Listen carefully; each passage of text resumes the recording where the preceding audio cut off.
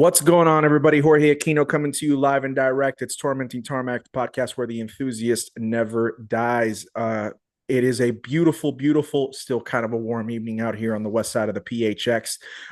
But it is sublime to go ahead and be joining you all who are listening to this podcast or watching it on our video platform if I actually have the balls to go ahead and put it up on YouTube. That being said, my guest this evening is someone who has been on the show before, someone who I hold in extreme high regard, and I'm really excited that he has chosen to go ahead and come back on, and that being my good friend, Zack Klapman of the Smoking Tire. My friend, welcome back to TT. It's been a year since the last time we saw each other, but it's good to see you, brother. How you been? What's up, dude? Yeah, thank you so much for having me back. I appreciate it. It No, honestly, it dude. feels like it's been longer than a year because time is whatever malleable Yep. and subjective. But also, I was just like, I haven't talked to that guy in a while, so yeah, No, it felt dude. like longer. No, for sure. You know what? It's probably been a little over a year. And then I think the last time when we released the episode would have been right around this time. So it's probably been like 13 months. But needless to say, I'm very excited that you have chosen to go ahead and come back on.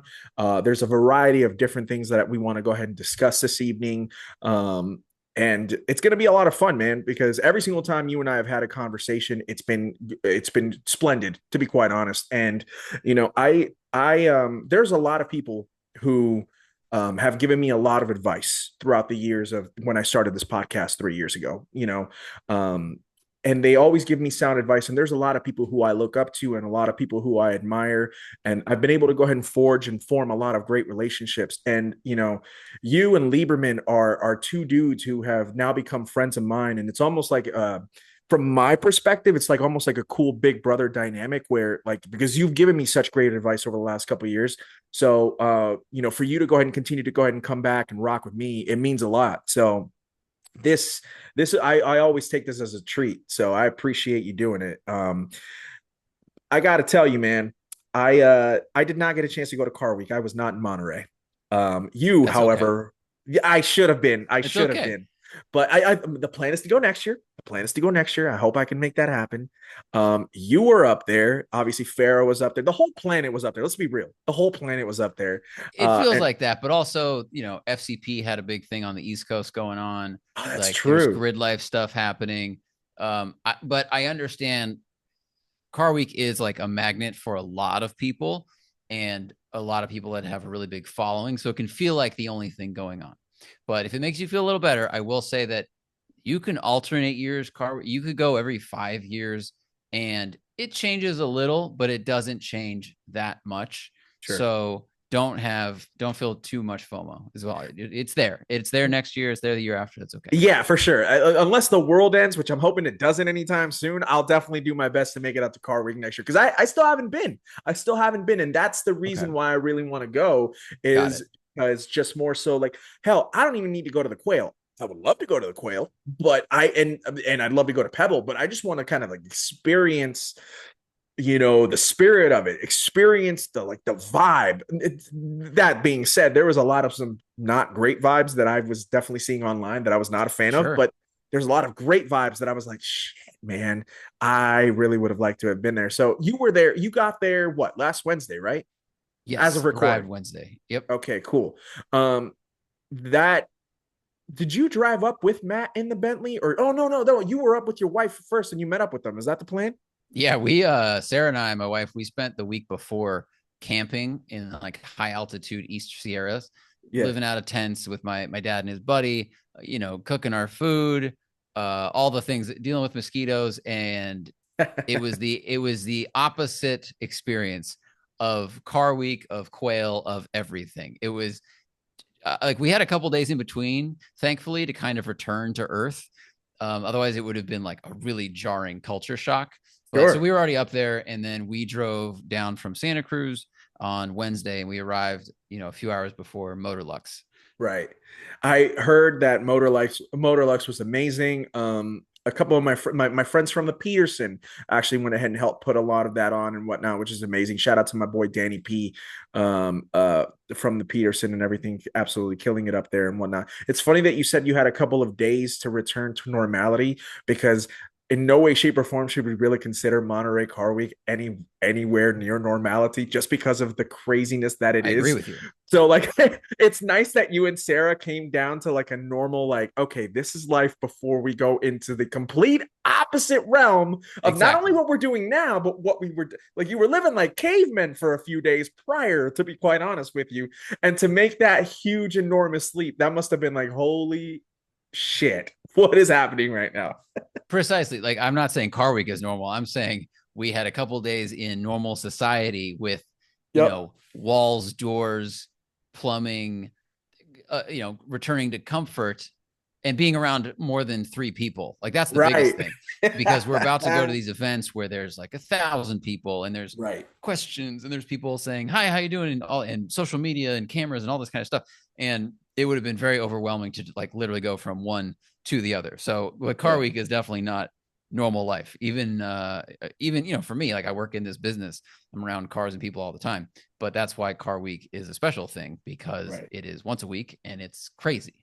I hear you, dude. I hear you. By the way, the last time you were on, you were engaged. So you've gotten Oh married yeah. since. You shout out to Sarah.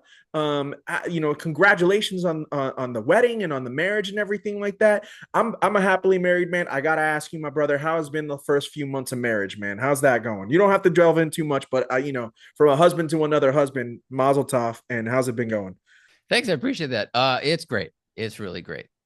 I thought it was going to be the same as when we were engaged or just in a relationship, because we've been living together for years, Right. living in sin. And but it is different and it is better, and decision making's a little bit different, and it's like everything's more settled, which is Yeah. cool. And we were both she's a more of a long-term planner than I am, but I've Mm, grown to see the value of that. And I think once we got married, the long-term plans that we've already been talking about just seem a lot more realistic and sure. real. So that's a huge benefit. So it's been really fun. It's very complimentary, I'm sure. Especially when you can make something into a real reality, because now that the foreseeable future is now the present, when you go ahead and get married and whatnot. I feel like that kind of like differentiates it even more, because you can go ahead and say, oh, maybe we'll do this when we're married. And then when you get married, it's like, oh shit, we can actually do whatever the thing that we said we're going to do. Yep. It makes it a very interesting perspective. So again, congratulations to you and Sarah. That's I love to see it, man. um One of the things that we wanted to go ahead and discuss tonight, and actually perfect segue, because I saw her post the other day, and she was the one that kind of pushed you to kind of do the Yeah. idea that we wanted to discuss tonight, and everything. So for anybody who's listening, first of all, before you continue to listen to this episode of Tormenting Tarmac, do me a favor. I'm sure that you're already, of course, subscribed to the Smoking Tire and to the Smoking Tire podcast YouTube channels and to the podcast itself on whatever streaming services you're listening to. But now, do me another favor and go check out Zach's new channel, which is Zack Klapman's game show. Zack Is that Klapman's driver's test. Driver's Test? Excuse me, Yep. which is All essentially good. kind of a game show. My It is. bad. My It bad. is. My It bad. is. But so please go do that and then come back and listen to this episode really quickly, and then go ahead and watch the video, or watch the video before you even come back. It doesn't matter. You had this amazing idea and you had told me about it a few weeks ago, but I really didn't know what to expect until it went live as of date of recording last week. So Yeah. by the time this episode releases, I'm sure that we'll have maybe the second or even third episode at this point, right? I think, how long do you have? How long do you wait before you put episodes up? It was probably just because I friggin' record way in bunches. I'm probably going to go ahead and call it like probably about 4 weeks. Oh yeah. So episode 2, we will have shot, and it might have aired. We'll see. That the editing time is like a week ish. Oh, okay, So we'll cool. see. Awesome. It's amazing, dude. I watched the first episode, and a huge shout out to Jesse Iwuji, who's been on TT before. He killed it. Love him. He killed it. He Alana killed it. Schur of Car and Driver, Yep. Jay Ryan of the Late Night Playset, Derek Powell, obviously as well, was on there too. Great writer.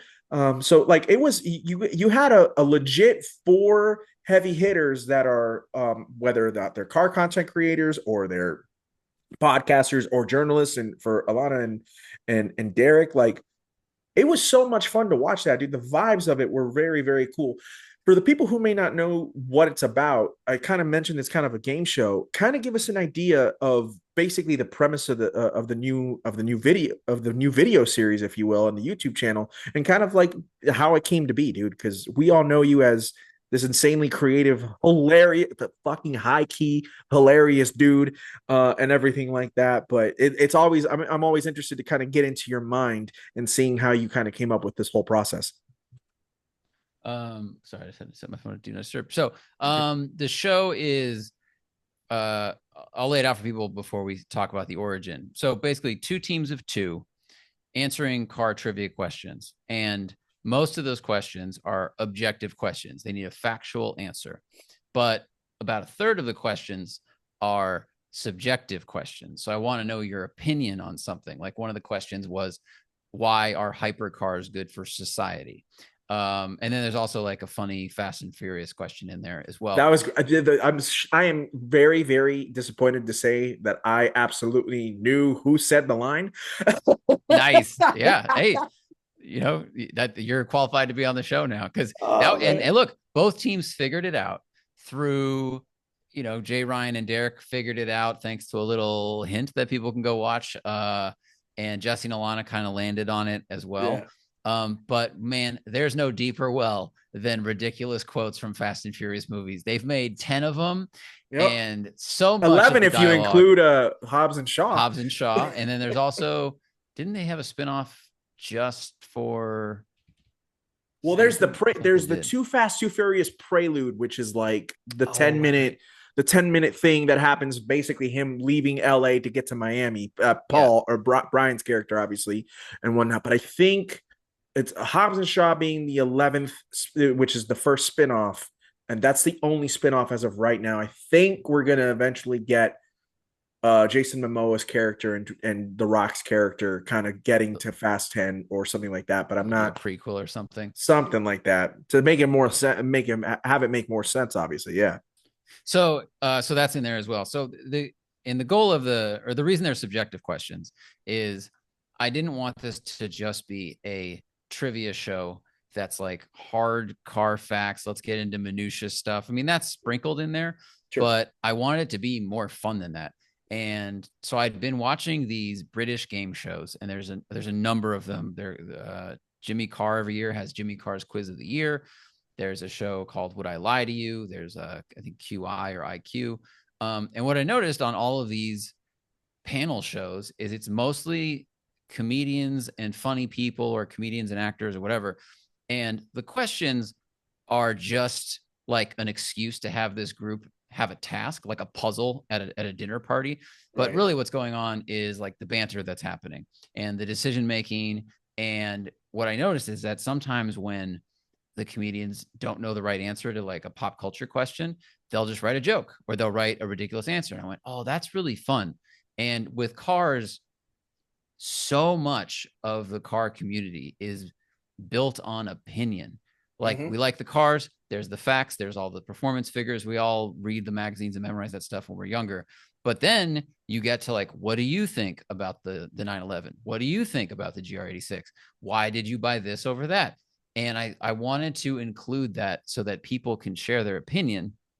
And it I get to force people to try to make their opinion entertaining. Yeah. So that's why the subjective questions, what I say in the show is you'll get 1 point for a good answer, 2 points for a great answer. A great answer is one that convinces me of something I didn't believe, or I think you sell your point really well, or it's hilarious.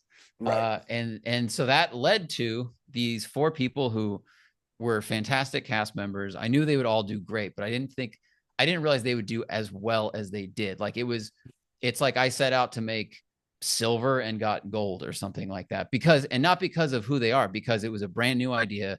I'd never done this before and I didn't really know what to expect. And they all Sure. hit grand slams. I couldn't agree with you more, dude. I've listened to Alana so many times be on TST on the podcast. She was obviously on um on Hot Rod Unlimited for a long Sure. time before she went ahead and moved over to Car and Driver. And I think she was at Road and Track for a little, or was it Edmonds? She was at Edmonds or Road and Track She before was she at got to see. Edmonds. She Yeah, was the editor for Roadkill magazine back in the day. She wrote for Hot yeah, Rod first. I think she might have done some blog stuff before that, but like she's been in the game at a very high high level level. in terms of the places she's worked. And she's been doing it. I think I met her in like 2011 when we were Damn. producing the car show. So, Yeah, so you she's guys been go in way it almost back. as long as I, yeah, for sure. Yeah, She's an amazing sniper in terms of funny, and she knows a lot, and I knew I'd put her on the squad because I was like, she's gonna have a lot of data and stuff, but she also is just, she waits for her moment and everyone else is talking and everyone else is kind of up front and they're ahead in line, and then it gets quiet and she just goes boop and just yeah, drops one that is hilarious, or just super poignant. So yeah. she was an absolute champion. She's awesome. She was dropping nukes like nobody's business. Her chemistry with Jesse was really great, and I really appreciated Jesse's insight in particular because like as soon as you went ahead and I think the answer had to, or the question had to do with naming Japanese tuners, like real Japanese tuners that are not OEM affiliated. And I was like, shit, man, Jesse's about to go ahead and drop like 4 or 5 of Sure. them in like in three Sure. seconds, which he very much did. But then you also have, Jay, who is he's his own writer in him of himself, and he's such a great podcast host, and he's so funny and he's so creative, and Derek is a great writer in his own right and whatnot. So I feel like you went ahead and put the teams together really really well. Like, do I think that Jay and Alana would have been great? Sure. Do I think Jesse and Derek would have done well as a team? Sure. But I think you pinpointed and you were absolutely able to go ahead and say, nah, these two should be together right now, and these two should be together right now. And I think it worked out really, really well. I thought the camera work was obviously great. Of course, it's Thad. Why would it not be, right? Mm-hmm. But then more so, like obviously your idea, and that's always been something that we've come to admire over these last few years of your mind, not just for car content and whatnot, but just content, you know, in general with what you've done with Matt over the last few years.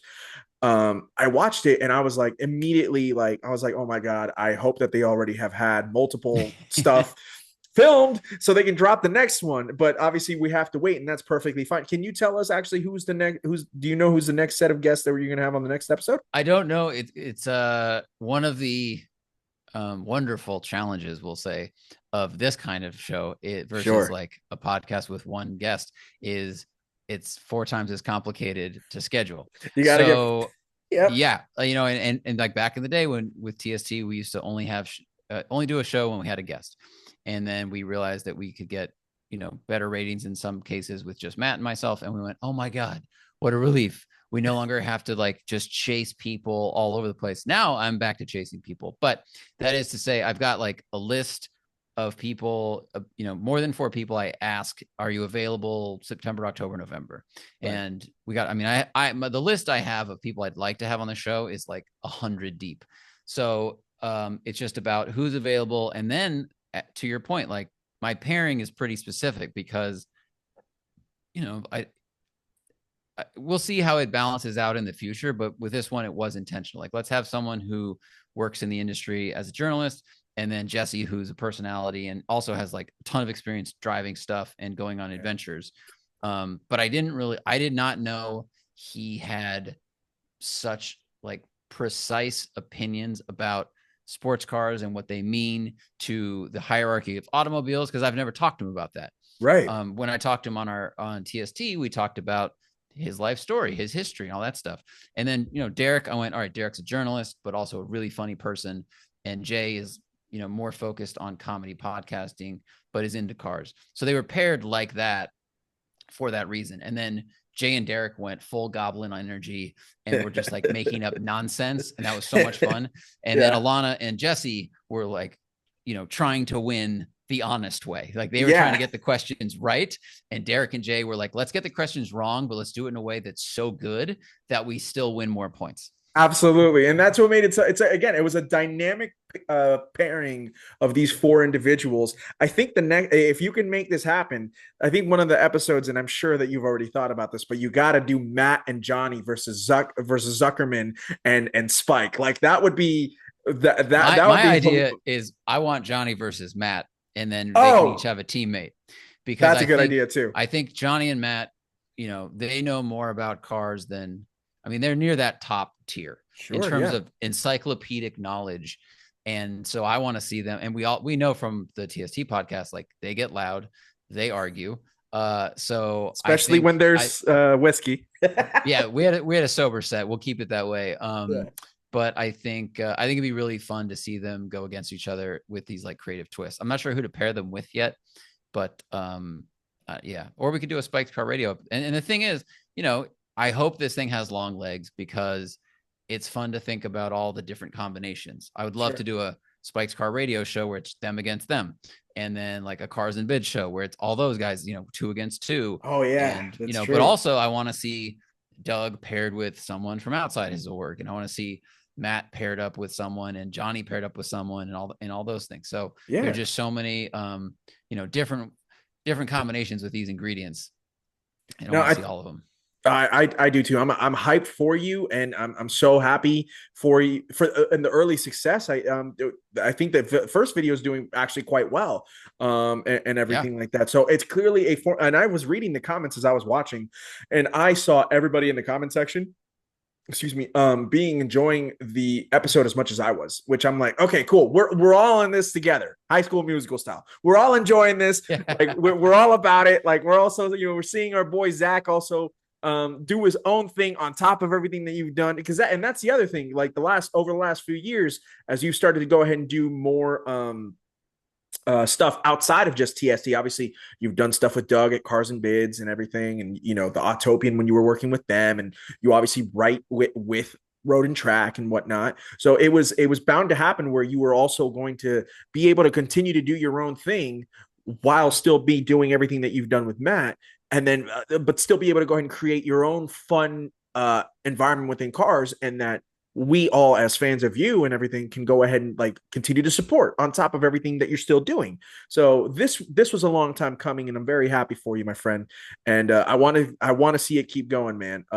Got to get Amelia on there, I think, at some point. I Oh think she yeah. would be low-key hilarious.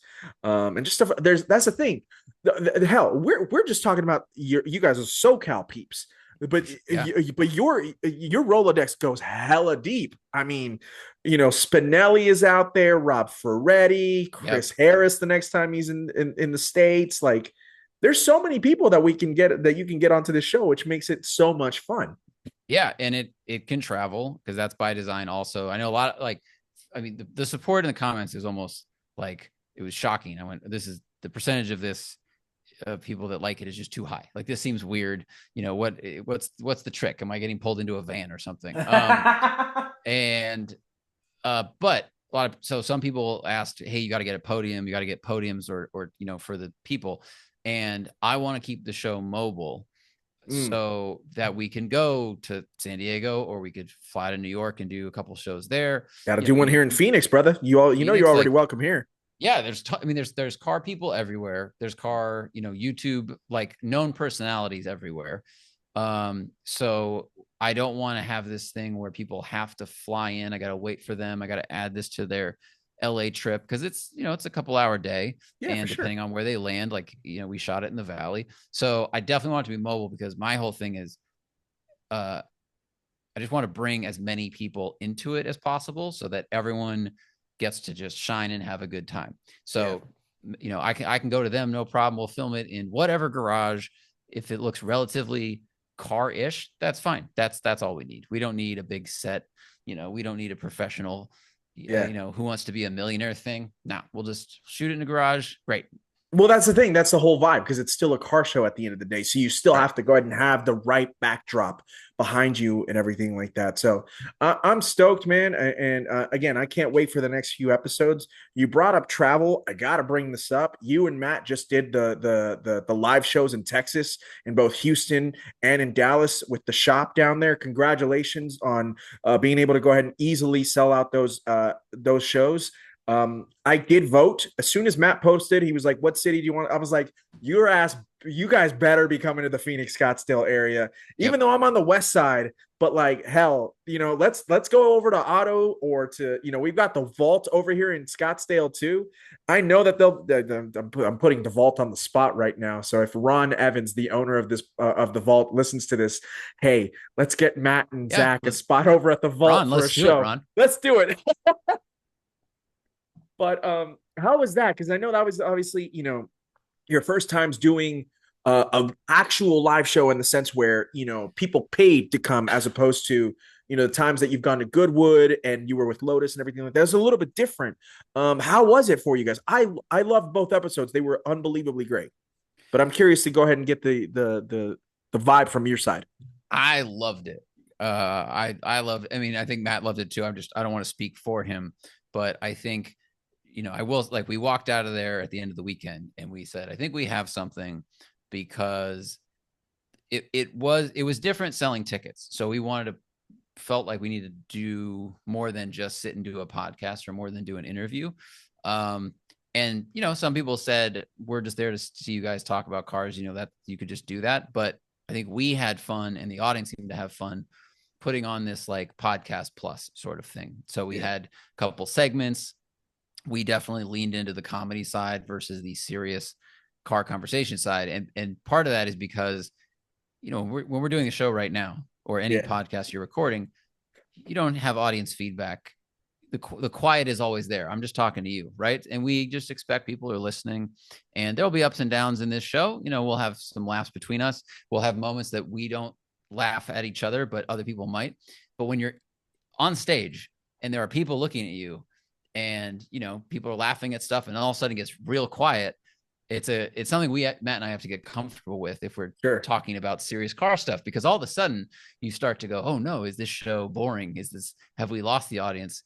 And that's just he and I being such huge stand-up comedy fans, Mm-hmm. that we're thinking in that brain instead of live podcast that can have all kinds of emotions happening with it. Right. But so we came out of it saying this was great. The fan response was awesome.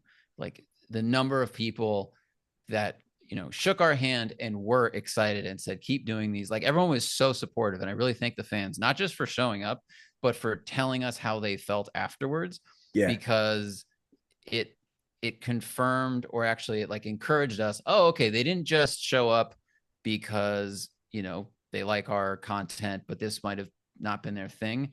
Mm-hmm. And people could buy a ticket and then just walk out, and we'd be Sure. left going, well, did that go well? I think it did. We sold tickets, but we wouldn't know if they'll come back. But the number of people, man, the percentage that just said, that was so much fun, keep doing these, come back to the city, was really encouraging. So I thank them for that. No, And yeah, it was really great because so you mentioned kind of there was you guys leaned in more into the comedy portion of it and whatnot. So I'm listening to both of them as I'm working and whatnot, and like within the first 10 minutes, I actually remember messaging you. I was like, "Yo, bro, this is working." And what I really liked about it was like I felt like I was at a stand up comedy show. Like that's what I felt like, and the vibe was there. You guys were hilarious. I give you mad props to both of you that you guys chose to go to two very different than Los Angeles cities, in sure. particular in the state of Texas, which I love Texas. I do. Texas barbecue is the tits, and my sister-in-law, both of my sisters-in-law live in the Fort Worth area and the other one in Houston. So I got mad love for Fort Worth, Dallas, and for Houston. But it's not the same car scene as the Right. LA car scene. It's damn sure not the same thing as the Phoenix or Scottsdale car scene. And I applaud you both for choosing to do what you did. And I applaud even more so Dallas and Houston for being so hilariously receptive to everything. It was like, yes, please roast us. And I was like, yeah, Yeah, that all was right, really I cool. dig that. That was cool. Because you can't. I Well, this is something that like Andrew Schultz, the comedian, has perfected, Mm-hmm. where when you're making, he's famous, but he's also really known for going around the world, literally, or like touring in the Middle East and in South Asia and then New York, whatever. And to the I think to someone who watches a quick Instagram clip, it might look like he's making fun of the people there. But you continue watching and you see the entire arena laughs at what he says. And he phrased it on an interview. You're basically acknowledging those people. You're like, I see you. And you're like, and people like to be seen. They go, yeah, that is us. We do that. They don't feel like you're talking down to them. They feel like you're just recognizing what they recognize all the time. Mm-hmm. And it comes from a place of love. So with Dallas and Houston, we had these bits. We made jokes about the cities, of course. And then we had the list of cars, like who can design the best garage for Dallas or for Houston. And I took the joke route, and my garage was no one would really want to own the cars I chose, but I was like, what is the funniest reflection of these cities, and how do we funniest take but accurate reflections? Funniest but accurate. Yes, of course. Yeah. It's got to be grounded in reality. If a joke is not grounded in some truth, then it's most likely going to fail, with exceptions, of course. But it was like, all right, people like swangers is the thing in Houston, and they say the more wheels, the more rims you can have, and so that's how you win. I went, well, there's a limousine that has 26 wheels on it, so by math, I got the most wheels. I have the best swanger. I win. Absolutely. And both the cities were just so great about it. And of course, the audience is familiar with us, so they might know, some of the ideas we have that might have create some friction, let's say politically. But I think if you already listened to us enough to show up, where we're at. Right. And so everyone who showed up was like along for the ride, and I was really happy with how that went. It was great. I love both of them, and I think you're so right, because if you go, like, if you're paying for a ticket to go watch the Smoking Tire podcast live, that means that you have obviously been listening to you and Matt for at least a somewhat of a long time, and everything like that. And even if you're on the different side of the political spectrum, and you still decide to go ahead and pay money, then you are acknowledging that you reckon, because like if you go to a show of yours and you're there and you get mad about the stuff that you or Matt might say, it's like, my guy, why did you even go ahead and spend the money to come anyway? I mean, at the end of the day, you're benefiting Matt and Zach either way, right? So it's like, why come and get mad? So I appreciated the fact that they were coming for the right reasons and could go ahead and it was great. And I thought you guys went about it in such a fun way. And listen, man. Well, look, like, we're not a Trojan horse. We talk about politics on the show, and for better or worse, some people don't like it. Fine. But if you listen to the show, our opinion. So when you come to the live show, you go, well, if they talk about stuff, here's what they might say or feel. Right. And you have to be okay with that. And if we don't talk about it, then you win. So I think either way, the audience kind of wins. And the things we touched on politically, at least that I focused on, was like, what are these universal jokes of Dallas? George W. Bush, like, everyone kind of makes fun of him for a variety of reasons. And I wasn't talking about his policies really, but it's just like, it's just his library. What's in there? There's no books. He doesn't, we all know he's not a reader. And I wasn't sitting there going, his economic policy, blah, blah, blah, like, that was terrible. I didn't, I don't know enough about that, but it was related to cars. And how do we just bring a little bit of that city's unique attributes into this show? And I think that's why the audience responded. And I had a ton of fun.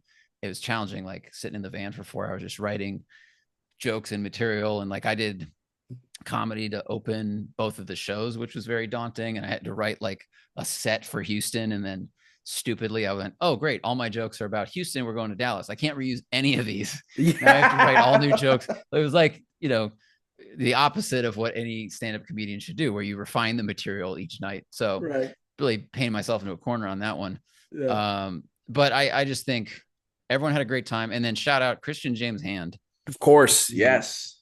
People may not have heard of him because his shows aren't really online anymore, because they can't be. But the quick description is he is the most passionate person about music. He listens to it in a different way. And what he does is he takes like super popular songs from any decade. He gets the stem tracks and he breaks down and explains to you in a extremely funny way how those songs came to be. Like, the guy's comedy timing is incredible. He's super clever. So he opened the shows, And I think like 80% of the audience had never heard of him and never seen his content. And people were tapping their feet, paying attention. No one got up and walked out like out of boredom. Afterwards, they're like, where can we find more of this content? I mean, he was the perfect runway energy wise to get people paying attention, interested, laughing, all that stuff. And then we came on and did our thing. But Yeah.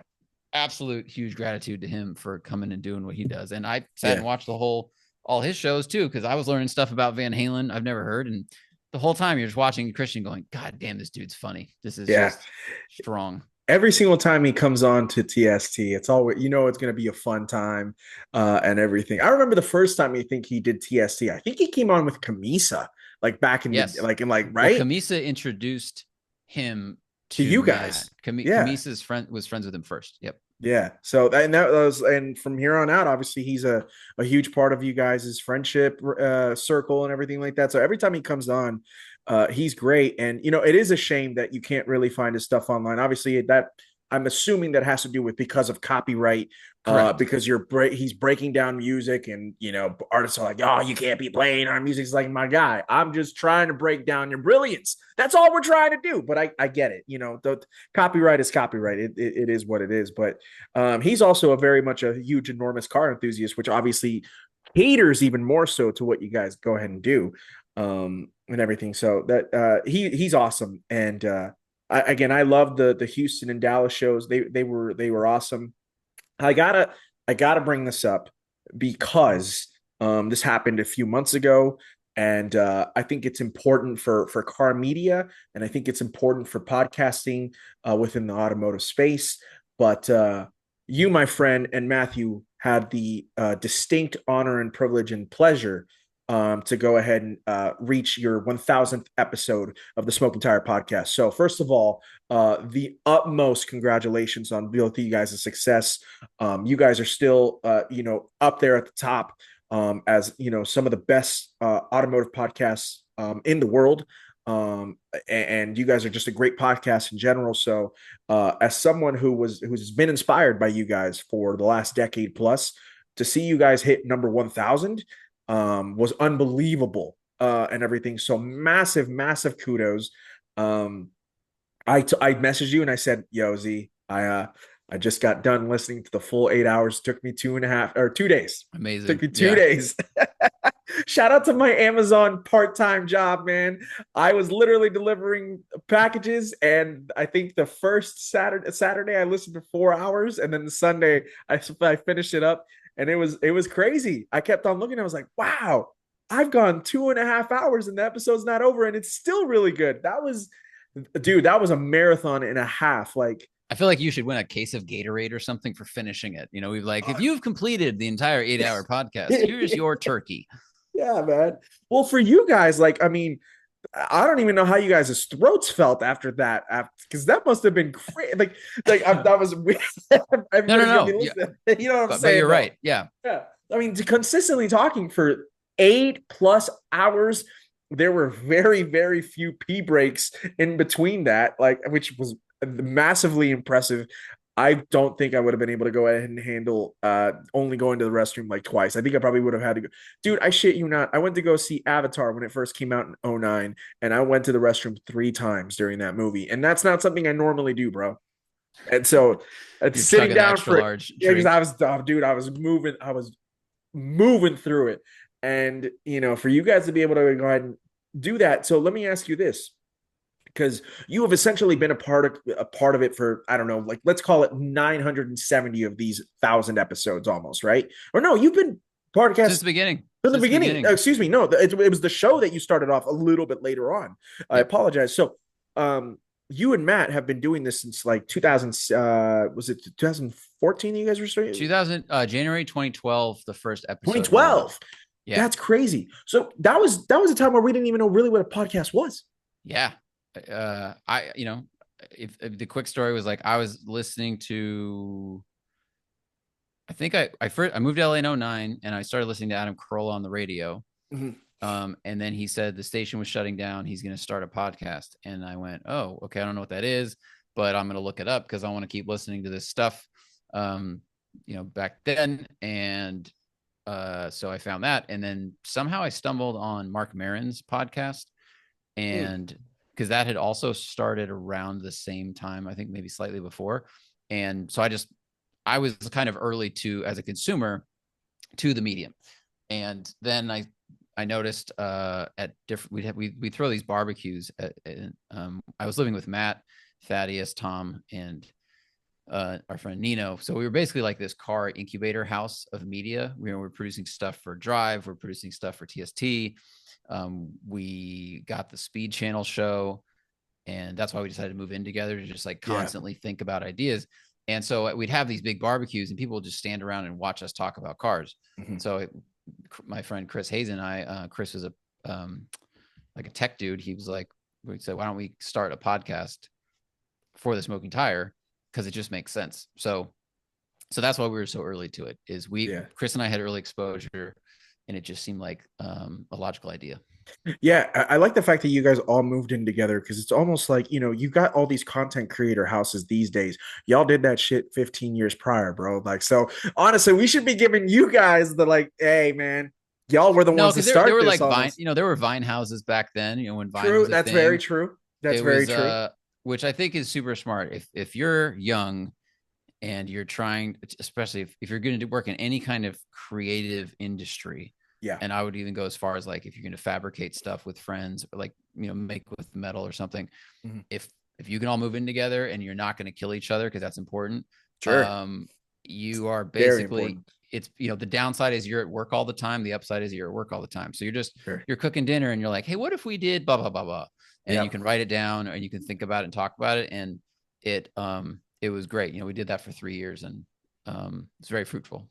No, very much so. I mean, here we are in the year of our Lord 2025. Right. I mean, now we're what, like I think probably like 1,025, 1,030 in, right? 10 episode 1040 airs tomorrow. 1040. Holy crap, dude. Yeah. That's wild. And so the funny thing is, I started listening in 2016, 2017. I still gotta, if I really wanted to, I gotta go all the way back to 2012 to get like 4.5 years worth of content. I So know.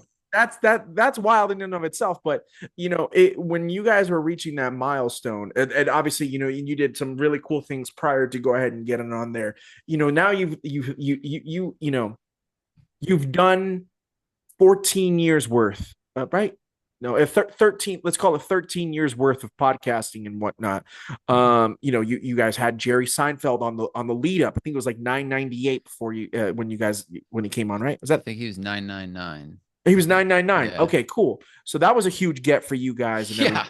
Yeah, and Leno decides to pop by on episode 1,000, which I know that you guys are cool with him, but I didn't expect him to go ahead and just show up. That We was didn't know he was showing up. that was so crazy. Yeah, the story is he texted Spike. Spike was coming in, Right. and he texted Spike and said, like, what are you up to today? And Spike said, oh, we're doing the Smoking Tire podcast. It's like a big, potluck thing, a bunch of people showing up for 8 hours. And Leno went, oh, okay, I'll pop over. But I don't think he realized when he sat down at the table, he sat down eating a sandwich, by the way, like actually eating a sandwich, because he was so cash and chilled out and like, not under any sort of pressure. Which is kind of like the life he's living these days now that he doesn't Yeah, have to do Tonight absolutely. Show anymore. 100%. No, Yeah. I respected it in every way.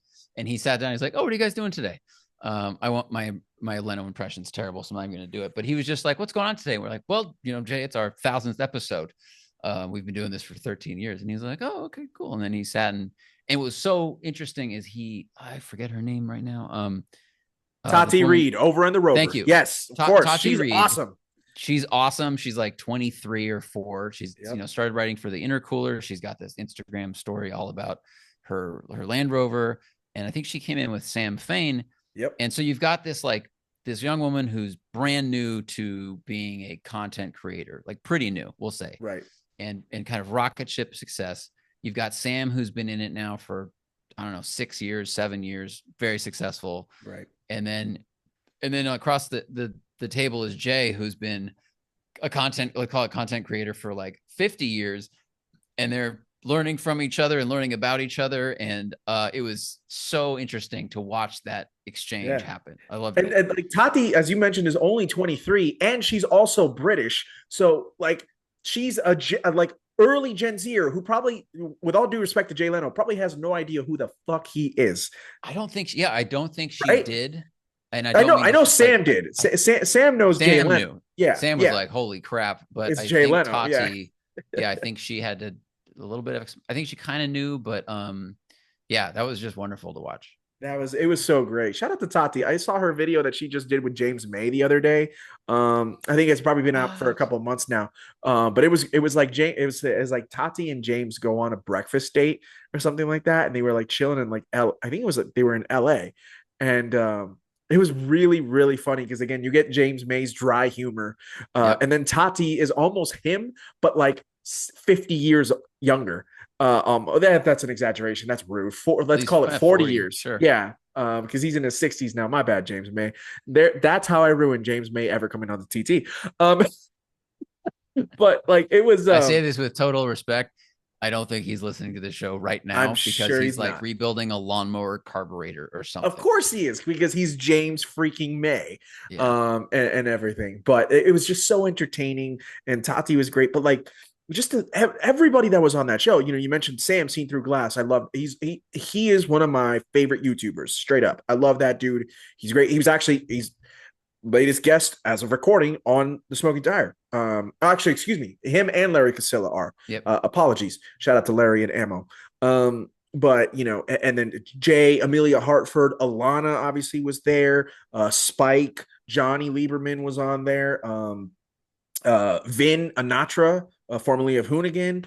There's a dude. You guys had so many people. Larry Chen, like you guys basically Yeah. had of all of like the entire Southern California media car culture decided to go ahead and pop over to WCCS for a Sunday afternoon, and it was awesome to go ahead and Pretty see much. them give you guys your flowers because it's Zach. I'm not saying this just to be because you're on my show. I mean this from the bottom of my heart. If there was no podcast or anything, and you and I were just homies, I would tell you straight up, y'all have laid a foundation for like the last decade plus. And I hope you guys know what you guys mean to car media these days. So, like, I salute you both for everything you guys have done up until now and everything that you guys continue to do. Like, it's really amazing. I'm not just saying that. I want you to know that. Okay. Well, thank you. It's a I'm really pleasure. bad at taking compliments, so I'm I'm trying. They make me feel very uncomfortable. I hear you. I hear you. But I really do appreciate that. Yeah, we were early, sometimes to a fault. We were too early to a lot of things. That goddamn But paywall. goddamn paywall. We were just like 4 years too early to paywall, and a couple other things. Man, we had the rebellion at our gates when we tried to charge money for I people remember for that. high quality videos was loud. A lot of Mhm. pitchforks, and then a few years later, everyone's like, "I'll sign up for 15 Patreons." Yeah, exactly. But hey, that's okay. That's society and culture change slowly. Yep. It's a little bit and then all at once. But yeah, I think it was very cool for so many people to pop in, and like I'm not trying to name drop all the people, but just seeing the wave of folks every hour come in and who was dropping by, and like Amelia stopped by for 10 minutes. She's like, I can't stay very long, but I want to give you guys a bottle of wine and just say congratulations. And so that was She really popped just sweet off, of and everybody. thanks to you guys. I'm not. Let me take that back. Amelia Hartford is Amelia Hartford. She'd be nothing without two white She'd men with a be podcast. right. It's not. Definitely. Or Amelia yeah, that's is. what I'm not saying that at all. Amelia is, for the lack of a better term, the absolute shit. She is awesome, and she has completely elevated herself to a whole different platform. Obviously with Gran Turismo and the movies that she's done on Netflix, but obviously her car content creation just continues to elevate. I was Yeah. just more so in the sense like when she was barely getting like her YouTube channel going, like she made a couple of first appearances with you guys on the podcast and stuff like that. It was like probably around 2017 2018, and that's when she really started to go ahead and really blow up and whatnot. So to see her growth from that perspective, and to see a lot of the growth of the people who have come onto you guys' show, and then and they keep coming back, and it's like every time, like, and that's the whole thing. I guess what I'm trying to get at is what we do. I do this on a very, very, very, very small scale, but nonetheless, like It's all about growth. It's all about taking yourself and making yourself better each and every single time. And 100%. Yeah, that's you true guys have of done that for anything. such a long time. And then also given the platform to a variety of different people who we don't know. We get a chance to know them thanks to you guys, because you guys give us the opportunity to go ahead and get to meet them virtually or through our ears or watching them. It's awesome, man. I think, yeah, it's a mix of, sometimes we bring people on that aren't well known, but they have an expertise we want to talk about, like city Right. planning or something. And the video and those episodes don't do as well, but we're definitely trying to give a platform to someone who is interesting and knows a lot. And it's definitely going to be related to cars or transportation somehow. And what's fun is when you have folks who are well known now. I mean, some of our guests are well known. James May Mhm. obviously is the most extreme example, but there's a lot of people that came up with us. So we had Amelia on. I feel like we were watching a rocket launch, and we happened to just talk to it for a Facts. minute on its way up. Yep. But Larry Chen, he's been grinding, I think, about as long as we have. And if you just keep, like you said, if you keep getting better at something, you keep working at it, you're not a shitbag, although that's can be very successful these days. In the car Also world, like facts. you everyone will just ascend on their path, but then it's cool that you can have these reunions with folks and check in and talk to them about where what level have they ascended to now, what are they doing these days. Like, I don't have enough free time to watch all of Larry Chen's videos. He does a lot of stuff, so I like that he drops in and we can talk about the fucking nutty international adventures he's on. He's like down in these basements in Japan, watching people shoot fire out of their exhaust, and then he's over in Singapore looking at car culture there. And I mean, he's getting to see the entire car world. And I can't watch all his videos, but when he drops by, he can see what we're building, and we see what he's built, and it's awesome. Yeah. It's again, it's tremendous. And that's why I think you guys are such a extreme example of what car culture is possible, in terms of being able to go ahead and get to know new and fantastic creators, but then also catching up with the stories of people who we love, who sometimes as adults we don't have the time to go ahead and catch up on something. But then when they come over to you guys, because it's a listening platform, it's like, oh man, yeah, that's what Larry's been up to. Holy crap, that's what Sam's been up to. That's what Amelia's been up to. This is what Tati is doing at her young age. Like, this is why we all love Jay Leno. Like that, like that's it's cool, man. And so it's been an amazing run, and I'm excited to go ahead and see you guys continue to push it. I mean, at this rate, 2000 is not as far off as it would have seemed 10 years ago. Well, if we do two a week, we take, like, let's just call it for math's sake, we'll just say 2 a week for 50 weeks a year. Yeah. So it's 100 a year. So it's going to be at least 10 more years, probably like 10.4, because we take breaks here and there because we're just Hey, doing other stuff. But I if mean, we're, you'll I be in hope your we're still doing 50s. it. I was gonna I say, know it's wild. Jeremy, James, and Richard went deep into their 60s with the Grand Tour. I think you guys will be just fine doing a podcast Yeah. and And everything. the podcast job is a lot less draining than Yeah, what they were doing. I mean, those guys, some of the adventures they did, especially dude. later in their, not later, but I in the last no couple of no years, you're like, dude, you're driving across 110-degree desert at speed right now for 8 yeah, hours. That is physically brutal. brutal. Oh, James May, you're really gonna go ahead and hit a wall at 75 at your Man, I was age? scared about Okay, that. dude, wasn't Yeah. that wild? Like to this Yeah. day, like, and by the way, I was back in the Top Gear days. I'm pretty sure didn't Jeremy or was it James? Somebody fell off a horse. I think Oh, it may have been James. Like he landed like right on his back or something. It was crazy. he did, because I Yeah. just stumbled on a clip. Soon after that, he went for a ride with Tanner Faust in a rallycross car. And right Mm. before Tanner launches, I mean, it was definitely like, I don't know, in the script or ad lib, but James goes, by the way, I'm still recovering from falling off a horse. So be gentle. And then, of course, the quick cut is like launch control, jump, sliding, and lots of Yeah. ouch, ouch, ouch. It's Yeah. great. And he I and, mean, and he had gray hair then. So I think he was probably already 50 I ish. mean, to be fair, I think James has always had gray hair since the very beginning in 2003. That's a But good point. yeah, but no, you're not wrong. And obviously, I mean, we literally, and I say this, I don't say this funny, but we literally almost lost Richard Hammond twice, or was Yeah. it three Well, times? yeah, it was twice. He crashed the Twice, jet car. and It then was really bad. he And crashed then the the Rimats on the Grand Ramats Tour. was Yeah, also really bad. Yeah. Yeah, I mean, just wild and stuff like that. So, like, how? I mean, hey, listen, power to them. They're the goats for a reason, right, Zach? They're the goats for a They reason. That's why they we totally emulate are. them. Yeah, And it's honestly, and I'm not trying to, this isn't like a plug, but part of the one thing I'm excited about with the game show is that it's yeah. not driving fast on the side of a mountain. uh, like I don't have the Top Gear insurance budget. Yeah, So, and I've stood in the sun for, a decade basically. I'm going, ooh, this is nice. yeah. Inside, not moving. I I hear mean, you. driving cars is super fun, but we can mix it up with standing still. 100%. Actually, you know what? You bring up a really great point, and it was actually one of the things you had messaged me about. So it's Oh perfect yeah. segue. Because actually, speaking of which, actually speaking of plugging, I do see the Good Vibes Breakfast Club T-shirt that you got rocking. So good, Mm-hmm. of course, shout out to Good Vibes and shout out to Jay and everybody affiliated within Newcombs and whatnot. And let me tell you something right now, man. Like we got our canyons here out here in the Phoenix area and just throughout Arizona. Obviously, Matt did the rally with Road and Track at Sedona or late last year and whatnot. So you guys are very familiar with our driving roads.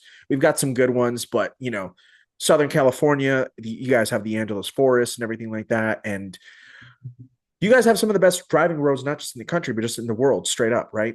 Mm-hmm. Um, which caters to the great car culture that you guys have in Southern California and everything. And we were kind of talking. You were chatting to me about. I was like, Jorge, I think we really got to talk about some canyon etiquette because it's to me, Z. I'm seeing the videos. I know that you are obviously seeing it whether you're on Good Vibes, whether you guys are on the mountain. Uh, is it getting a little bit more out of control, or is it just specific people? Like, break it down for me because we do have people that are probably going to be listening from the LA and SoCal area. So, like, from your Mm-hmm. perspective, like, what do you see seems to be the problem, and how do we, in order to not lose anything and stop losing people, and I mean that, what do we Yeah. got to do? Um, well, I want to preface this by saying, like, I understand if someone yells hypocrite while they listen to this because I have definitely driven fast cars All of us at, have. at a certain rate and, on video, um, and, possibly contributed to inspiring some people to do the same. So I recognize uh, just that reality. Um, Right. so it's definitely a tough question. We talked about it last night on Late Night Playset, and we didn't really have an answer because it's a really complicated question. Mhm. I don't know if it's happening more or if it's just visibility, but I think it's happening more because people have had Instagram and TikTok and stuff for whatever 5-7 years, number one apps. So it's not like the medium wasn't there, Right. to present yourself as a fast driver. I think, and speculation. I'm not a sociologist. I think, like anything, what gets views gets heightened. Like something more extreme gets more views, and then something has to get more extreme to get more views, and something has to get more extreme to get more views. And I think you have more and more people trying to be social media famous. They do Hmm. these studies. They ask children in school, what do you want to be? And the percentage of them that answer influencer keeps going up. So, and people have seen, like, Joe Smith can turn his puppy pictures into a career. And then Susan Smith turns her driving fast videos into, a career in the terms of like, oh, like they get enough views, they start to get ad partnerships, they start to like, here, check out these driving shoes I'm wearing. They're, go buy them at my affiliate link.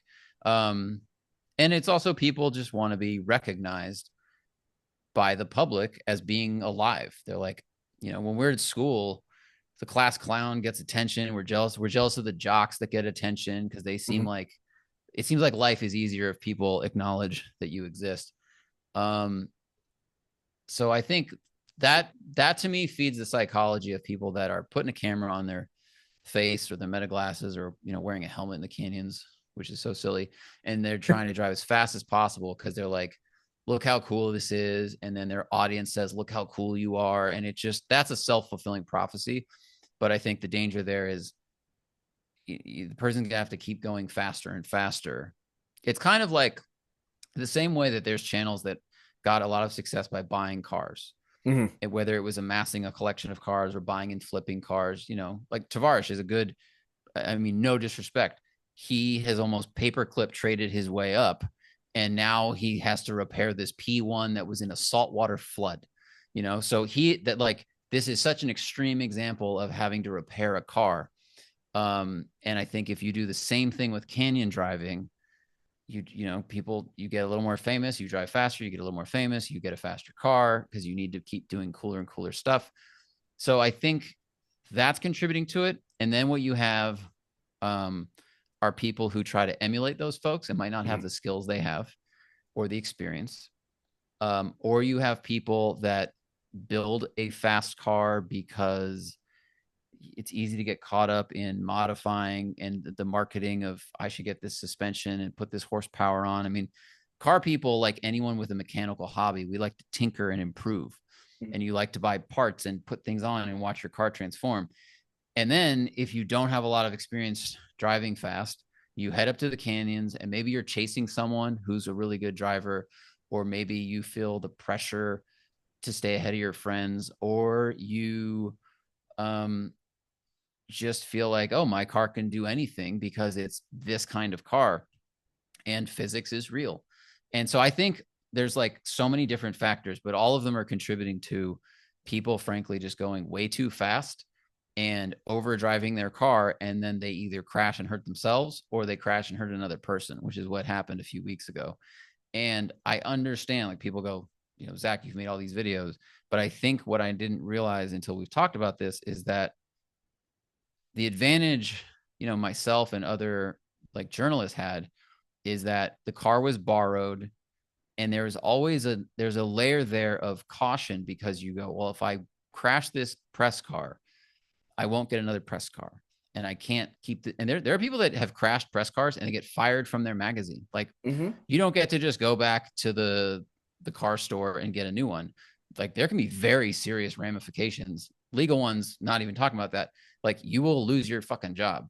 So I think because of that, and when we were filming people's personal cars, Matt and I were like way slower than we'd be in our private cars, because we go, this is Jorge's car. You built this. If I crash your car, I have to pay for it, which is a huge strain on me. And also, we've destroyed something that you spent a long time building. And that's not even talking about if we get hurt driving the car. Right. So I think because we had all of those like warnings, it kept us a little restrained. And then we've done this so much that we've just developed like a safety barrier internally of how fast we should go. And also a skill set that was like iterated very slowly and carefully. And so I think you have all these factors that add up to people just going too fast, trying to keep up with folks, trying to keep up with the Joneses, trying to look cool. Maybe they think good vibes is something it's not. And the result is a bunch of people keep crashing cars, and it's real scary. It very much is. And I think, you mentioned the skill set on a couple of different occasions, but more so, you and Matt and, Johnny and, obviously Harris and Jethro and everybody that a lot of us watch, Tavarish, Bolian, there's so many people. They have something that the normal enthusiast may not even have, Z. And what I mean by that is, the additional training. You guys have gone to race tracks. You guys have taken the additional lessons where it was you were either invited there or you're, like, I have a friend of mine who works at a particular location. They sent them to the Radford Racing School to go ahead and do some cool stuff under a controlled environment and whatnot. And the place that they work for paid for it and stuff. Or like a magazine will want to go ahead and have you do a story. So they're going to go ahead and pay for it, and not just the paying for it, but you guys have just done the additional things that someone that would be considered normal may not do all the time. Yeah. Or may not do it to the extent that you guys do it. And that, to me, is a huge talking point that we need to remember. Jason Camisa hilariously says professional idiot on a closed course, but let's be real. I say me, but I don't really mean me, but you guys really are the pro idiots on that on that closed course. But the big thing is professional. You are a professional. Matt's a professional. A lot of the people that are having these incidents over on the mountain and stuff, they're not professionals, but they think they are, Mm-hmm. Z. And that to Yeah. me, like we just, and I hate to go ahead and put it that way, but it's a harsh reality. We need to go ahead and think about that. I'm not a pro, so I need to know my limits. I know my limits. I mean, I've gone fast in the canyons over here and stuff like that, but I knew my limits. I was like, boy, howdy, could this car go faster? Yeah, but can Jorge go faster? Hell no. You know, Well, and and then I totally agree with you. And then there's the wild card. There might be folks out there who have done a decent number of track days, maybe, mhm. or autocross, but like a small enough amount where you have this, like, this bell curve. You know nothing, and you know nothing. Then you think you know everything because you know a little bit, and then when you Yeah, learn more, you realize you actually know nothing. So I think if people drive enough, they get confident and they go, "Oh, I'm good. Like, I've done some track days. I know what's up." And then they head into the canyon. But canyon road, there's variables. There's ice on a turn, and there wasn't ice on the first 48 turns. There's a yeah. squirrel you hit. There's dirt all of a sudden because, The like, literally pebbles, on Angel's yeah, Crest, the pebbles go across because of water. And any of those things can just trip you up, and you wouldn't experience that on a track. So I think you're right. There's a lot more training. I think people that make videos, like professionally made videos, there's a lot more training, whether it's just through the job or intentional, that happens. But then when people watch the video, they don't know all that backstory. And I was guilty of that, man. When I was like 28 and started this job, I thought I was so awesome. mhm. And I would watch Harris drift stuff and I would think I can do that. And then when I went to drift school, I realized I can't do that at all. That guy is amazing. Yeah, And I was fortunate to learn those lessons safely. I didn't crash anything, and just have that recognition in my 20s. But if you're in your 20s, your tolerance for risk is higher, and you're watching people go bonsai fast, in their GT3 RS in the yeah, canyons. And you go, I can do that too. And you hop in your whatever and you start driving like that, and you don't have all that foundation. So I just think what I want to say, like, everyone should just, like, be really aware. yeah, Like, you're not winning a race. There's no prize to going fast. Like, I know you're having fun. We all like to drive cars and experience them, but you won't win anything by going too fast. You will mhm. definitely lose. Like, you've Yeah. endangered your car, someone else's car. I mean, the person a few weeks ago, they were out of control and they killed another human being. They That's didn't kill crazy. themselves. So that person, I'm sure they are racked with guilt forever. And I know that this will fall on hesitant ears, like 43-year-old man telling 20-year-olds slow down.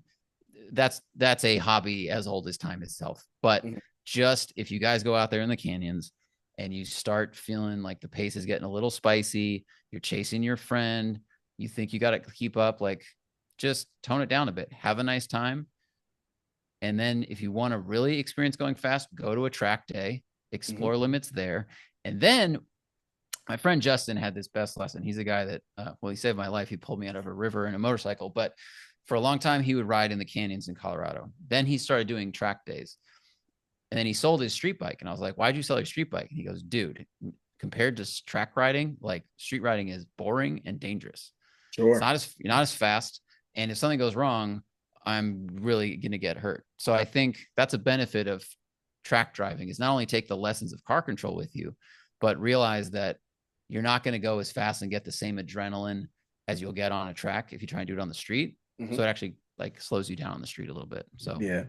So it's a reminder to all of us that we do this, and it's driving really is a privilege. It's a mhm. privilege that can be really in this day and age and this time where I don't want to go ahead and get like, there's a war against the enthusiast, but let's be real, man. There's a war against the enthusiast. I mean, we got car companies trying to tell us, oh, we want to do autonomous and stuff like that. It's like, well, we don't want that, bro. Like, or we don't want it to the extent of in our sports cars and things of that nature. And so we have to manage it in the sense of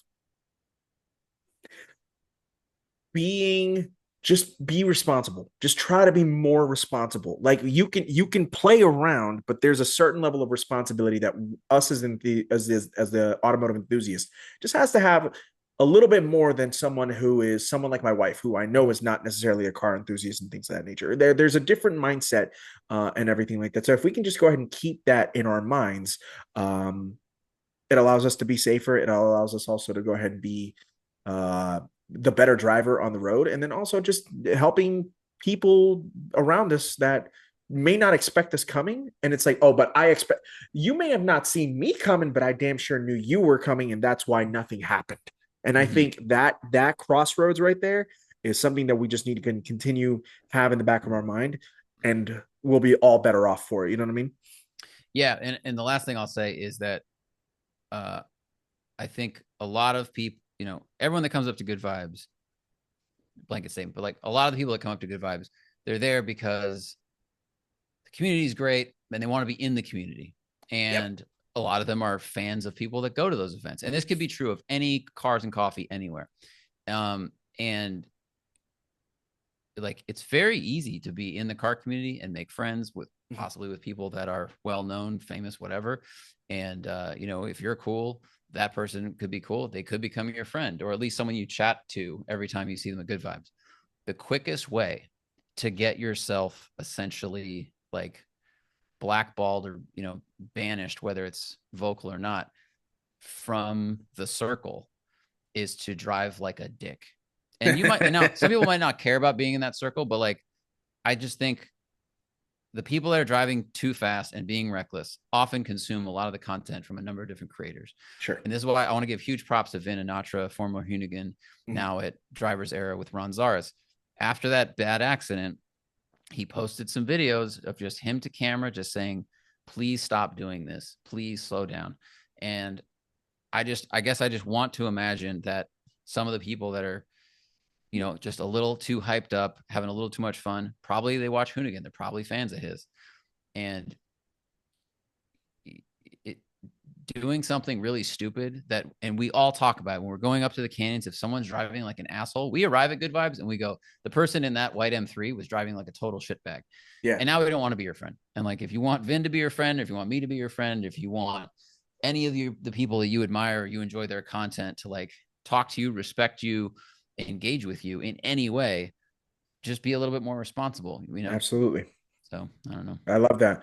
No, it's a good message to go ahead and put out there. It's a good message to put out there, and I think if us with having somewhat of a platform, you and Matt having an enormous platform, and just even this little platform, like we're telling you, man, just be safe. Yep. Don't mess up the party for anybody else. Is all I gotta say. Dude, the last time you were on, I remember asking you a question. I said, "Yo, you've had the M3 for a long time."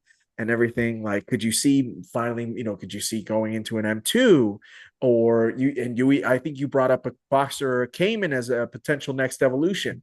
That was the conversation. I'm not sure if you remember us having that convo, but let's fast forward 12 and a half months after that conversation, and the E46 is still very much alive and running and kicking, but it's almost now got this new lease on life because you went to town on this thing. And my brother, I'm telling you, it looks sensational. Talk me all through it, like with the new full on wrap, but then also all the carbon bits that you keep on really using to go ahead and perfect the 46. Like, you seem to be now more in love with this car more than you were when you first bought it. Ooh, that's a good. I wouldn't say that because it's hard to ever. I mean, nostalgia marketing is always trying to, Yeah. get us back to square one on something great, and Mm-hmm. that feeling will never be replicated again. Um, but I think, yeah, I gave it the LA, facial cosmetic dentistry treatment, Put and dentures on it, huh? Okay. yeah, I put the G80 grill on it. No, I guess dentures, cosmetic dentistry was the wrong thing, but it definitely had, exfoliating facial. And It so got Botox. There we go. It it got definitely got Botox. Botox. Yeah. It got Botox and a tan. Yeah. Um, I had the car. I've had the car since like 2016, which is wild. Yeah. Yeah. And it looked great for a while. And then it lived outside. And when we talked, I mean, the size of the size of clear coat that was leaving that car like could be measured. It was like medium pizza, small pizza, large pizza. What do you want to order? I mean, it was coming off in 6 spots. Yeah. Some of it was from bad respray that I had paid for, and that's unfortunate. Some of it was other parts of it, and it was just looking like garbage. And to the point where like I didn't tell anybody this till now, but I wouldn't bring it to events because I was embarrassed. Like I wouldn't drive it to Good Vibes if I could get away with driving something else, Yeah. because I was embarrassed and I hadn't filmed it, and I feel bad to Carbon. Like they did all this amazing suspension work and they put the KW stuff on it and Hotchkiss sway bars, and like it transformed the way it drove. And I talked about it a little bit, but then the outside was just like falling apart, and I got so embarrassed. I should have just filmed it as like, I'll have a plan eventually, but here's what it is. So, Yeah. so the guys at 405 Motoring, well, I was debating, should I paint it? Should I sell it? Should I wrap it? And I didn't want to sell it because I've driven so many new cars and nothing has caught my attention. And I've Sure. driven a lot of used cars. Like, what is going to replace something that has, in my opinion, the right amount of horsepower for city and canyons? I mean, it's spacious enough, it's quiet and smooth on the highway, it's fast enough, it's the right size. Like, it's all these things that are kind of going away with modern cars. Cars are getting Mhm. bigger, more digital, and all that stuff. And so I went, all right, I want to keep it, but not like this. And Yeah. painting it is crazy expensive. To get it done well with real good prep work. I mean, It what I probably was would have getting cost you another E46 M3, yeah, to be quite people honest. people were like, it starts at $15,000, and you can get a car sprayed for less for sure. But I already was dealing with paint that was done poorly and peeling apart, and I didn't want to do that again. But I also just can't afford a $20,000 paint job. So Right. started talking about wraps. 405 Motoring reached out. They do a lot of work for WCCS, and then they put me in touch with Pure PPF because I knew that if I wrap it, I want the kind of wrap that can withstand the SoCal sun. Mhm. And I learned a lot in this process. If you get a vinyl wrap, one, the material is really thin, which is why it's really easy to shape to almost anything. It sticks to anything. It's really malleable, but it will fade in like 2 years if it lives outside. The pure PPF stuff or other companies that embed the paint protection like with the color change, Yeah. the material's thicker. It's a little harder to work with, but they said it should last at least 5 years. And I park it inside now, so hopefully even longer than that. There we go. So, I always loved the British Racing Green M3s or Boston Green on the E36s. And so I found this color. It's obsidian green metallic. And like when the sun hit it, I was like, that's it. It's got some like gold sparkles. It's a really nice forest green. And then at night, it almost looks black. So I chose that. And then FCP was rad. They sent me like new headlights, new blinkers, because shout out 405. They were like, all right, we got the color. And they look at all these trim pieces and they go, if we change the color, it's going to look like brand new paint. But all your old, tired, grayed out trim is really going to tell people like how old this car actually is. Like these headlights, like, it's, I don't know. I don't want to make a bad beauty analogy, but it would have looked tired. It's like while you're in there, a lot of while you're in there. Yeah. So we did I that. could We make we a refreshed comment that. too, but I'm a keep it respectful to Pamela Anderson. That Oh I'm man, a, yeah, she's such a nice person too, and she she's is like, that, which is why I want to keep it respectful to yeah, her. and And she shout out to let she Liam she let Neeson. herself just like age. She stopped getting work done after the 90s. She's like, Exactly, forget it. and So good on respect. her, and good Yeah, on her. Yeah. yeah. Just let it happen. So they did. I mean, the one funny story, because I don't, it can get long, but I go in there one day to film some stuff, to film the progress, and they say, "Have you seen your hood?" And I say, "No, what do you mean?" And they go, "Oh boy." The guy like rolls his eyes, like, "You're not ready for this." And he brings me in a room away from the car, and my hood is sanded to bare aluminum, Oh my bare God. like, and I go, "What happened?" And so they had laid the wrap on the hood, and then they moved on to another part of the car. They came back and there was like a bubble forming, like a big bubble, because what they discovered is that my hood had been repainted, but instead of the painter sanding it to metal, priming it, spraying it, they just sanded the clear and then sprayed paint on top of clear. So the tension of the wrap, pulled apart these two pieces of cheese, and they're like, well, this won't stick. Like, this is that you got a cheap respray. Someone had done it, wasn't me, before I owned it, and not disclosed in the purchase, of course.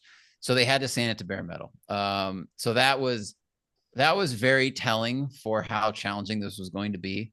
And 405, they did so much work, and I really, really thank them for it, because they kept running into these funny, I say funny, they probably say terrible, like snags of like the clear coat's coming off over here. Your paint's too bad over there. Just, oh man, so what they do is they sand every spot that's like a pressure ding or a low point in the paint, and then they fill it and then prime it, because they say, and it's accurate, once they lay the film down, any tiny divot, if you look from an angle, you're going to see it. If you wrap a golf ball like in a condom or something, like you're going to see those little dimples. Yes, you are. This is true. And so I go there a different night and I see it, it's been sanded, and it looked like my car was marked as a crime scene.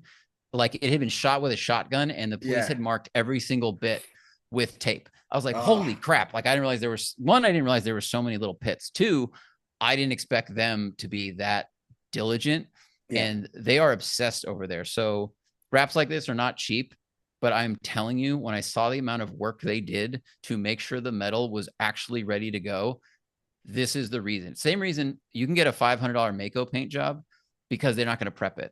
Right. You can get a $20,000 paint job because they're going to prep it, and then it's going to last a long time. So they did that. The color looks amazing. And then Apex, I chose these bronze wheels that kind of pop with the gold flake. And then Bridgestone sent over these super sticky tires, which are the Potenza Race. And they are grippy AF. Like they have so much cornering speed. I was really shocked by it. And then the interior too, right? The Scottish. Oh, dude. Yeah. We got to talk about that.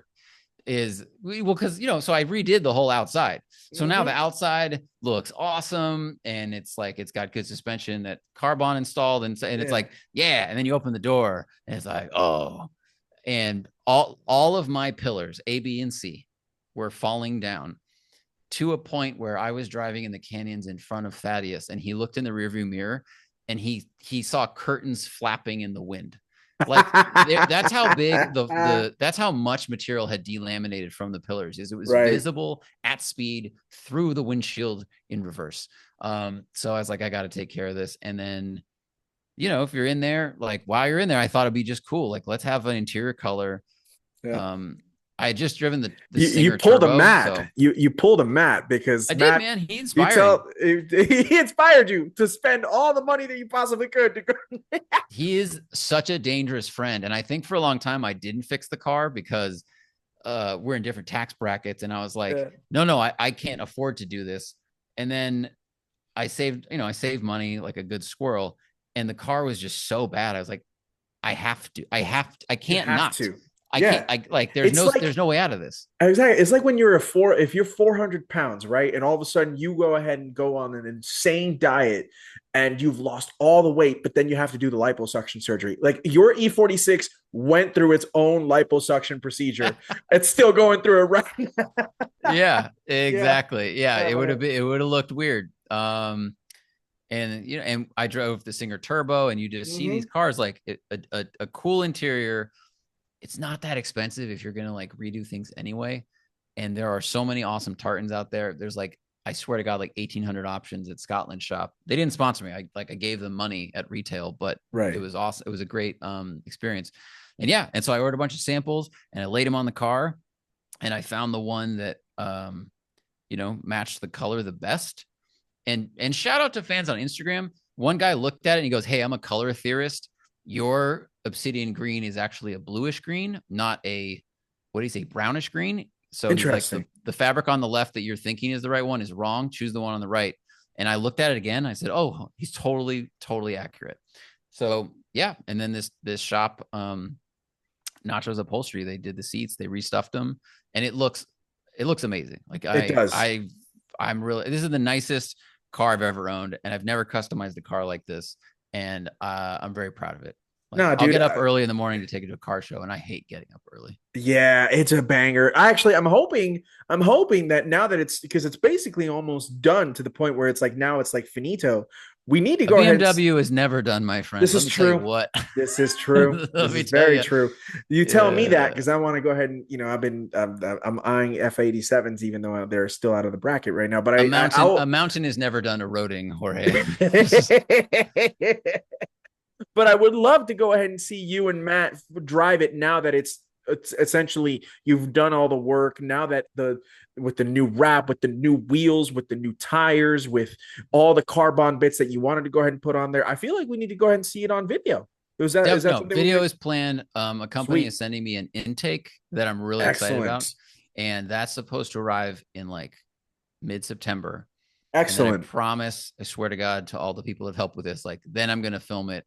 It's one of those things where I was like, all right, the interior is done, I can film it now. And then this company Yeah. goes, hey, we have this new intake, and you've talked about how you like the sound. We can get it to you in like a month. And I go, that's soon enough that I can wait for it. Well, It's it's not, an if it was a inline year, I would just six. film it. Yeah. Yeah, it's like, it's one of the best inline sixes ever made. So, like, if you're gonna add something like that and they're gonna send it to you on their dime, which is very kind of them to do so, it's like, if I can make this car even better than it already is, like, yeah, let's do it. The only thing that I'm sad about, which I'm not because he ended up buying the NSX anyways, is I wish Matt would have kept his E46 and you guys could have done, especially now that you went ahead and redid this entire thing and like kind of Yeah. compare them and everything. That would have been a lot of fun, but he bought an NSX. I don't blame him. I think he did a great job on that pick. So who am I to beg or be a hater? You know what I'm No, saying? the NSXs are great. They're awesome. And Yeah. he drove my car when it was still blue, but it had all the suspension on it. Yeah. And You guys did a video back on it back in the we very did. beginnings of One Takes, right? Yeah, I remember that. A couple years ago, we put Vredestein tires on it. They Oh, sponsored that the too. video, That too. but it was the Okay. first time he drove it. And his car, or in stock form, like the E46 is a very nice car, but it's more GT-ish. It's a little soft when you Yes. turn in. It's got a lean and then set on the tire, Mhm. and it's just like a little bit slower. And honestly, it feels like how much it weighs. But Right. then Which is when what, I like did 3,400 pounds, like 3,400, yeah, 33. 34 to 37 if you have Yeah, it's not slick bad. top or if you have a Convertible. sunroof and stuff. Yeah. But once I did all the stuff on it and they did the alignment and everything, I swear it's like it lost 500 pounds. So That's mine was awesome. a much more like focused, agile machine versus Which his. goes back to the liposuction comment. Yes. Okay. See, Right. Drop the we're LBs. dropping bars, dude. Let's go. And by the way, no, the video that I was actually remembering is when you guys had the old Fiesta ST and then you guys drove it against your E46 at the time. That's the video that's all the way back. Am I remembering that right? That was actually not my Oh, that was my car. JF's. That was JF's car. That was And his JF's. car You're right. had springs and It was 19-inch similar like setup, right? yeah, it was silver, but he had like silver with a sunroof, but suspension and stuff. Yeah, it was a comparison Yeah. between those two because that was back when the M3 was cheap, and I think it was Yeah. like what's the best way to spend 15 $15,000? grand. Yeah. Well, now what's an E46 going for now? Like a clean one, probably like around 40. And if you want like one at like 10 to 15, it's going to go ahead and be like 200 plus thousand miles on it. And it's going to be beat to crap. Like It'll be beat. beat to crap. I think they're in the Or an 20s. SMGs. 40 gets you into E90 territory, True. E90, E92 territory, but like anything, if it's low miles and super clean and stock, I mean, there are plenty of E46s that are going out the I'm door hearing north of 50 grand. SMGs, if you buy them, they're like anywhere between 15 to 20 with decent mileage. And like, yeah, man. And I mean, SMGs are not the 6 speeds, but like you can get used to driving it. Or if you've got the cash in the bank, do the 6 speed swap. The swap is not. I would do the swap because I do the swap too. The Vorsteiner M3, which is by all measure perfect, except for that trans. And they're like, it's got the CSL tune. I don't care. It's so slow. It's just a weird. Isn't a company in the UK taking CSLs and doing 6 speed swaps on them? I think they are. Yeah, they are. There you go. You can talk about the CSL tune. It's like, well, you could do a CSL tune on a manual, guys. It's just it's not that. What's rad about YouTube, honestly, is like anyone can put up anything they want. So there are plenty of videos out there of people saying, here's how you do step by step an M3 E46 manual swap. And it's a lot of parts. I remember, I think 8 years ago, it was like 1,500 to 2 grand in parts, and it's a lot of parts. But the transmission is the same. It's the robot. Like you take the robot off, you got to run, you run the third pedal. It is doable. And as we're starting to learn, and Matt, he's putting up a video tomorrow. Well, it'll be up now. Is an SL55 AMG that was manual swapped. Oh, nice. And what it does, and he said this, I'm taking his words, is it kind of future proofs a car. It takes a car that feels dated and brings it up to basically current date, because these old automatics, these old SMGs, these old single clutch transmissions, they feel like old technology. But Yes. because there's manuals being made now, it just always feels like the same technology. So if you put a manual transmission in something like an SL or an E46, it no longer feels like this old idea and a technology that has been passed. Absolutely. I mean, shout out to my homie Jack Ultramotive. He's basing himself here in the Phoenix area now, and everything. So he's a streamer, but then obviously he does a lot of car content and whatnot. And so he, about a year and a half ago, maybe actually a little longer than that, maybe 2 years by now, he bought an LP640, and he bought an E gear. And then several months ago, he was on the podcast, and he just did the 6-speed swap on his LP640, and Whoa. it's pied de Yeah. resistance. You know what I mean? Yeah. He actually took me out for a rip in it. God, I've mentioned the story too many times, but you know what? It's my all-time favorite car. I don't care. We went out for a rip in when it was still the E gear, and dude, I mean, I've cried very few times when it comes to automotive experiences, but that LP640 really had me in my emotions and in my feelings, and I was like, Cool. "Yep, it's what I've said the last 15 years, even though this is my first time in it. It is the best car ever made. You know, again, my personal opinion, completely subjective. I recognize that. But I mean, that's the whole thing, as you said, like when you go ahead, you future proof your car. Matt future proofed his Vanquish with the six Yep. speed. Anybody with an E46, if you have an SMG, do the swap. Like, this SL55. It was I think Kamisa was mentioning that Derek what did they it was a CLK 63 black, right? That they Yeah. speed swapped. That's awesome, dude. Yeah. That's so cool.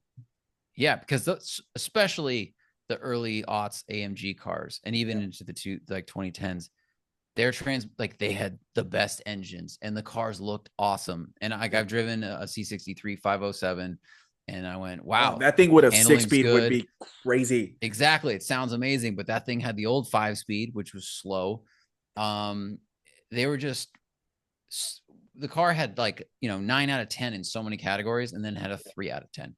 And so if you can change that, and the SL, like the manual, the pedals were a little tight. There's a dead pedal there. Like it's not, the pedal box is not designed for 3 pedals. Right. If you have huge feet, it might be a challenge. But for most people, I think you can't really lose. And what it really does, which is cool, is like Vinanatra, again, perfect example. Yes, He's he got did this his Ferrari 360. 360. Yeah. He got it with the F1 transmission and did the conversion kit. So a car that would cost X, but if you get it with the weak lame automatic, is 60% of X. Well, now you spend a little money, you can swap it, and it's not going to be worth as much as one that was OEM manual transmission, but it's probably going to be worth a little bit more than an automatic if Yeah. it's done well. But more importantly, like you're going to enjoy it more. So Exactly. I think we're going to just see like this continuing, the wave of manual swaps is going to keep growing. Right. And I'm totally here for it. I mean, I'm here for it too. You know what I mean? And these cars are meant to be driven like, you know, the 360s and F430s, dude. Like, the F430s with a 6-speed manual are going up like crazy. 599s with a real 6-speed manual. That's an $800,000 car these days. Right. But if you get a single clutch and then do the swap, you might be looking at 200 grand. Like that's a $600,000 difference right there. And what's a clean LP640 with a 6-speed going for? They're knocking on a million. Was it Supercar Ron that went ahead and I think bought an LP670, and then he did a swap on it, I think, not too long ago, an SV. I mean, SVs are, the next level bracket, right? But like, they only made like 5 or 6 LP670 SVs, Right. and the rest of them are all the automated manual. If you're going to keep that car, you might as well do whatever the heck you want with it to a certain extent, right? But yes, I'm in complete agreement with you. Future proof it and enjoy that car. Bring a smile to your face. You worked hard for it. Make it as good as you want it for yourself. If you can swing it, why not? Yeah. If you can So either afford to swap it or you can, if you're handy with a wrench and you can do that. I mean, this SL, the guy, he said he spent about 15 grand. He paid shops to do it. And it okay, was 15 grand, but the car was like 25. So for $40,000, and everyone's economic situation is different, but like to have a car that looks as good as an SL55 Yep. Now, I mean, when I heard the And thing, that sick engine, by the way, that sick 5.5 with engine, the supercharger. Yeah. right? So it's fast. I mean, it sounds like, well, not to be disparaging, like it sounds like a Corvette, but Mm-hmm. looks and feels in every way like a Mercedes. Yep. And now you shift it yourself. Now you have what is probably a absolutely fantastic grand touring experience for Mm. $40,000. It's a banger. It's a Right. banger. Like seriously, Z. It's been an incredible chat once more, man. I appreciate you. I think we've gone a little longer than I expected to, and a little longer than on our first podcast that we've done together. But I'm so happy that you came on and we've chatted and we've had so many great conversations. And I can't thank you enough for your time. I actually had told you a few weeks ago that we just crossed over the 150 episode threshold. Congrats, On dude. Thank you, man. Yeah. I'm ecstatic about that. Like I always keep telling people, I say this jokingly, but I mean it at the same time. The people rock with us somehow, some way. They like to listen, and I'm like, God bless you, and everything like that. But you have given me so much good advice over the last couple years and everything like that. So um I'm not going to ask you what this podcast means to you and everything like that, but I do want to tell you, as I've stated before, and everything. Just note that you and Matt have been an enormous inspiration to me, and you guys continue to do so. So just thanks. I thank you for not only wanting to rock with me, but thanks for the inspiration over the years, man. It's been a real treat to go ahead and follow you guys and everything. So, and I appreciate you continuing to rock with me. Okay. Sure. Thank you. Thank you for the kind words. And you're very welcome, I guess. But I think I like that you conduct yourself on the show from the jump. You treat this like a very professional show, and it's conversational, but it has a direction, and you're also just kind of a natural conversation leader. So I think that's why people will keep coming on the show and why it's succeeding.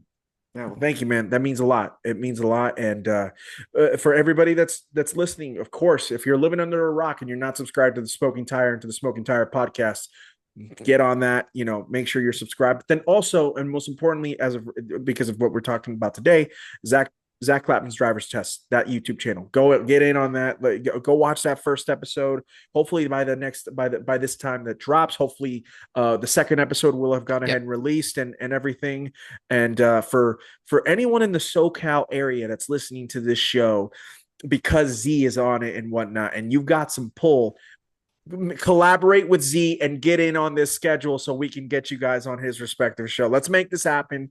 Let's go ahead and continue to push this really fun, unique uh uh just viewpoint of automotive media and whatnot. So it's always a pleasure. And Z, of course, for anybody who wants to follow you, at the real Zack Klapman on Yep. Instagram, of course. That's Yes, the best place. Yeah. that's the best place. And then of course you can go ahead and follow Matt at the Smoky Tire too and whatnot. Huge shout out to Matt. He was obviously here for our 3-year anniversary special. A little under a year ago, and hopefully we'll get him. Actually, I told you this, and maybe if I get a chance to go to LA in November, because I want to go out for the LA Auto Show, I want to get a chance to go ahead and get you both on. That would be Sure. amazing. I know you guys' schedules is crazy, and it'll be right before Thanksgiving, and this might be a crazy thought, but if we can make it happen, I want to go ahead and maybe we can hang out somewhere and we can do like 30 or 45 minutes. That'd be so sick. Yeah. We could do it at Uh, the studio. You could just do it there. we should do that. Okay, I'll Yeah. link up with you. We'll make it happen. Yeah. That would be awesome to go ahead and get you guys both on simultaneously. But for anybody that's listening, please make sure you're following us at Tormenting Tarmac on the Instagram account, and you can of course subscribe to this podcast. Like, share, subscribe, please leave comments and everything. And we'll also have this up on YouTube, so subscribe to the YouTube channel as well, Tormenting Tarmac. And yeah, we greatly appreciate it. So for everybody listening, that's Zack Klapman. My name is Jorge Aquino, and you have all been listening to Tormenting Tarmac. It's the podcast where the enthusiast never dies. We'll see you next time, guys.